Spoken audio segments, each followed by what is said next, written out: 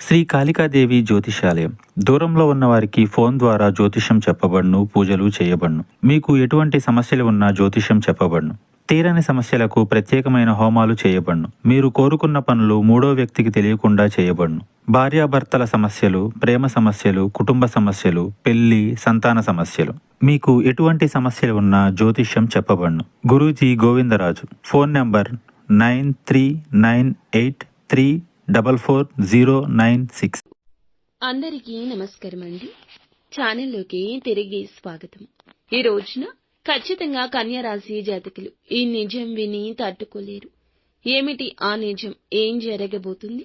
ఎటువంటి ఫలితాలు వీరికి గోచర రీత్యా కలగబోతున్నాయి? అన్ని వివరాలు వీడియోలో తెలుసుకుందాము. వీడియో మీకు నచ్చితే ఒక చిన్న లైక్ అయితే చేసి మమ్మల్ని సపోర్ట్ చేయండి. ఇక ఆలస్యం లేకుండా వీడియోలోకి వచ్చేద్దాము. మధ్యాహ్నం 1:30 దాటాక చంద్రుడు అష్టమ స్థానంలోకి ప్రవేశించి రాహు కుజుల దృష్టి తాకుతుంది. మీ జీవితంలో ఇది గూఢ విషయాల బహిరంగంగా భావించబడుతుంది. ముఖ్యంగా మీ వ్యక్తిగత జీవితంలో నమ్మకంపై ఒక పెద్ద గాయం మోపబడుతుంది. మీరు ఆశించిన వారి నుంచి గట్టిగానే దెబ్బ తగలొచ్చు.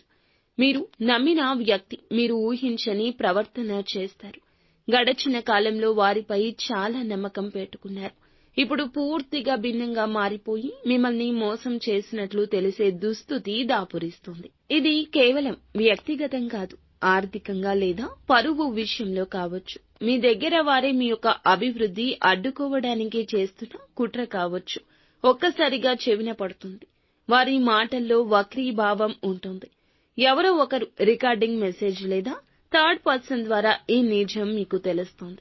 విన్న వెంటనే అసహనం, దుఃఖం, కోపం కూడా కలగడం సహజమే. కానీ ఆవేశం తగ్గించుకోండి.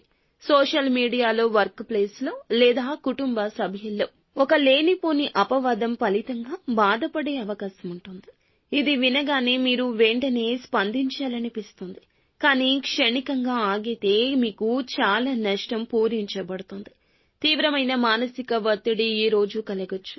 కొన్ని గంటలు ఏం చేయాలో అర్థం కాకపోవచ్చు. తక్షణ నిర్ణయం ప్రమాద గంటికలు మోగిస్తుంది. నిశ్చలంగా ఆలోచించండి.